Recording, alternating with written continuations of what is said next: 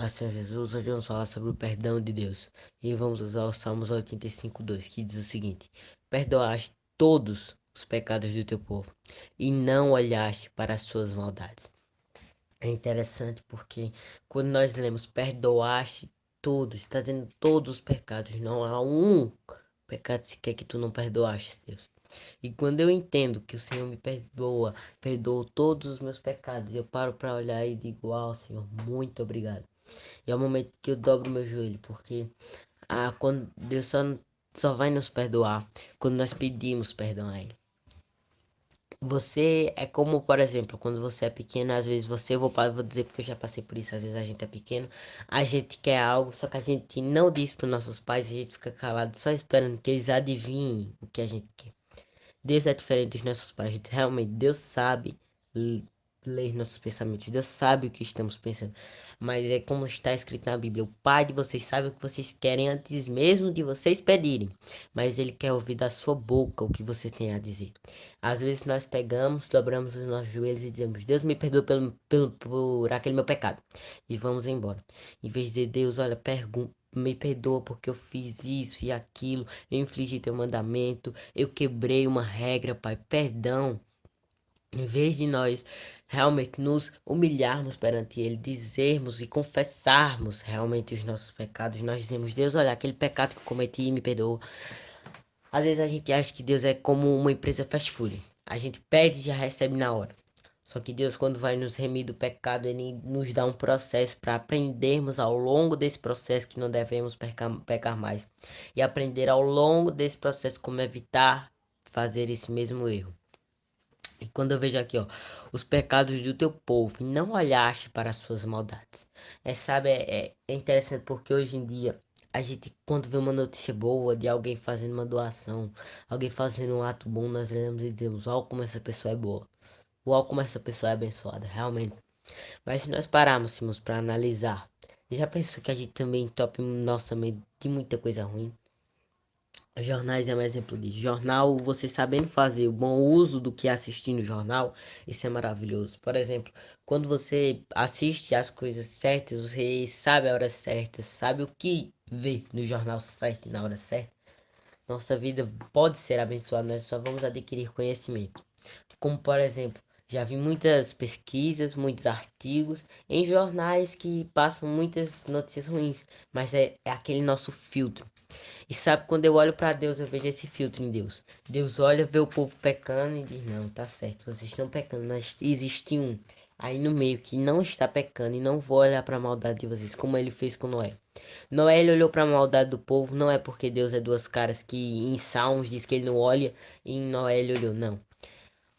É porque o povo da época de Noé havia pecado tanto que a própria Bíblia vai dizer que os seus horrores chegaram a Deus. E quando eu olhar assim, eu digo: Uau, chegou a Deus o pecado do povo, o povo pecou tanto. O povo quebrou todos os mandamentos que o Senhor disse. O Senhor deu uma mulher a Adão. Uma mulher. Veio depois um dos descendentes de Adão e tomou duas mulheres. E começa a decair tudo que Deus tinha plantado para o povo.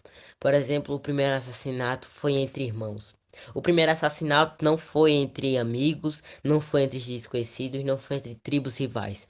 O primeiro assassinato foi entre irmãos. Quando nós paramos para analisar, nós olhamos irmãos. E quando nós olhamos para irmãos hoje em dia, eu vou falar isso porque eu tenho um irmão pequeno e eu sei como é.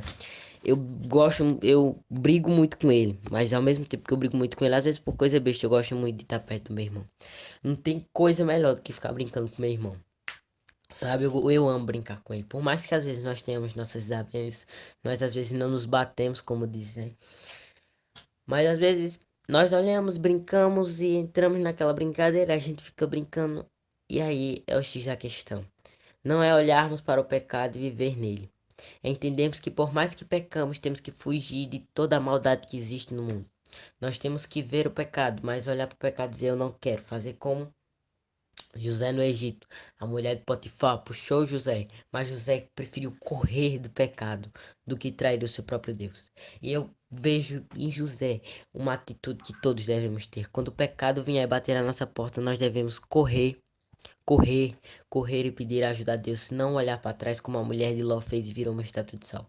Porque às vezes a gente dramatiza demais essa história de estátua de sal e esquece de trazer para os dias atuais.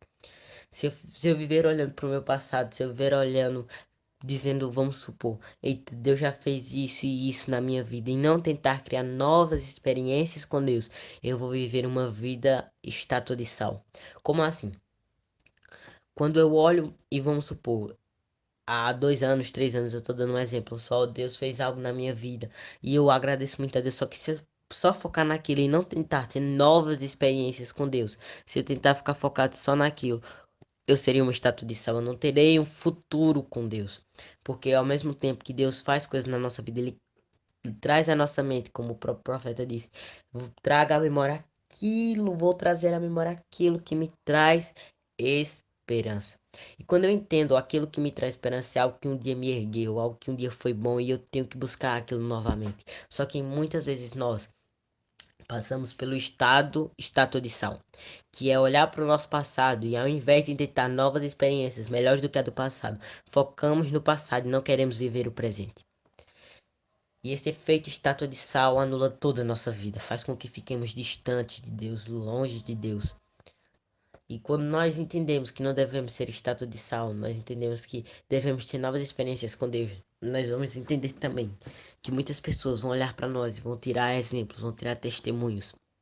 E eu acredito que quando Deus chama uma pessoa, vamos supor, um conhecido, às vezes você tá lá no ônibus e às vezes você cria uma amizade com um dos passageiros, até com motores. Sabe, uma vez eu ouvi o seguinte: galo que é bom canta em todo lugar. E eu parei para pensar naquilo.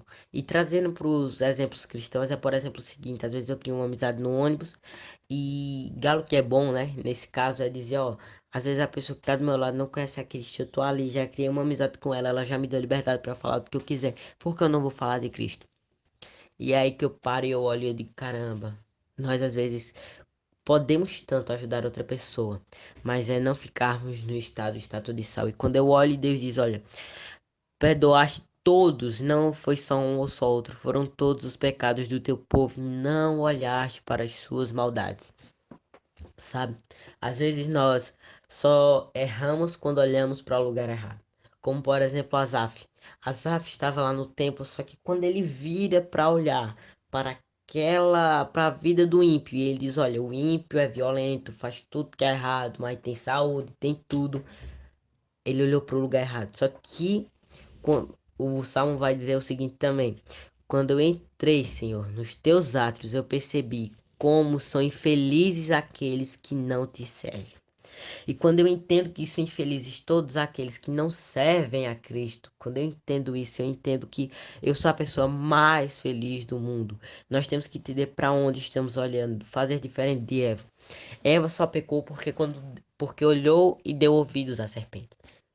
A Bíblia vai dizer que Eva começou a olhar os frutos daquela árvore do conhecimento do bem e do mal de um jeito diferente. Em outras palavras, a Bíblia está dizendo, ó, Eva passava por ali todo dia. Eva passava todo dia, não olhava sequer para aquela árvore. Mas quando a serpente lhe chamou a atenção, ela começou a olhar e focar naquilo que Deus disse que não era para comer, nem para tocar. E Eva começa a olhar, Eva começa a pedir, dizer, ó, como era bom, ó, como os frutos parecem deliciosos. Só que ao mesmo tempo que Eva pensa isso, Deus tinha dado um mandamento para eles: olha, não comam, não olhem, não vejam, porque vai chamar a atenção de vocês. E por que nós queremos tanto chamar a atenção e ver essas coisas? Sabe, são coisas às vezes que é triste. Por isso que muitas vezes eu já ouvi, por exemplo, de alguém chegar e dizer: a humanidade não presta, a humanidade é ruim. Era melhor que todos fôssemos extintos. E quando eu olho para essa situação, eu digo: oh, como você está errado, a humanidade é boa. Agora, os nossos atos nos perverteram. Nós nos pervertemos através dos nossos atos. Você já parou para pensar que tudo quanto Deus criou era perfeito, como a própria Bíblia diz, que tudo que Deus criou era puro, mas nós tornamos-nos impuros. nós pegamos a bênção e dizemos: olha, Deus, do teu jeito não tá tão bom, é melhor do meu jeito. E nós olhamos para as maldades em vez de olharmos para as coisas boas. Sabe, uma vez minha professora passou um trabalho pra gente, ela disse: olha, mostrem o lado bom dessa pandemia. Mostrem coisas boas que podemos fazer nessa pandemia. E eu lembro que eu e meu grupo, a gente ficou: como podemos fazer isso? E a gente automaticamente lembrou. Aí pensou: olha, a gente pode trazer que, por mais que essa pandemia esteja matando gente, ainda há esperança. Ainda tem uma luz no fim do túnel. E quando nós paramos para pensar nisso, é uma coisa extremamente grandiosa. E por que não olhar para o lado bom do ser humano? Se o próprio Deus não olha para as maldades, mas olha para os atos bons. Olha para aqueles que o amam verdadeiramente. Sabe, é como eu costumo dizer: onde estamos inseridos, onde estamos plantados, vai nos dizer como vamos enxergar aquela situação. Se eu estou plantado em boa terra, eu vou ver aquela situação, por mais que a situação esteja difícil, esteja decadente, eu vou ver um fio de esperança lá naquela situação. Porém, se eu estiver numa terra má, eu vou ver toda a situação que eu estou inserido maldição. Por isso que devemos entender e escolher onde estamos plantados. Que Deus abençoe vocês e vocês escolham o que ver. Porque Deus perdoou todos os pecados. Por mais que tenhamos sido destituídos e carecemos da glória de Deus. Deus vem, nos ama e diz: olha, eu perdoei os teus pecados e não olho para as maldades dos homens. Agora faça o mesmo. Seja diferente, faça as coisas boas para que os outros não olhem para as coisas ruins, mas olhem para as tuas atitudes, que você reflita a mim nas suas atitudes. É isso que temos que entender. Então, que Deus abençoe vocês, que vocês entendam, que vocês resplandecem a luz do Pai diariamente. Que Deus abençoe vocês e que vocês possam resplandecer cada dia mais a luz de Deus. Até amanhã. Se confesso meus pecados, sou por Deus justificado. Deixo a culpa sob a cruz, sou liberto por Jesus. Encontrei em seu olhar tanto amor pra recomeçar. Deixo o fardo sob a cruz, sigo os passos de Jesus.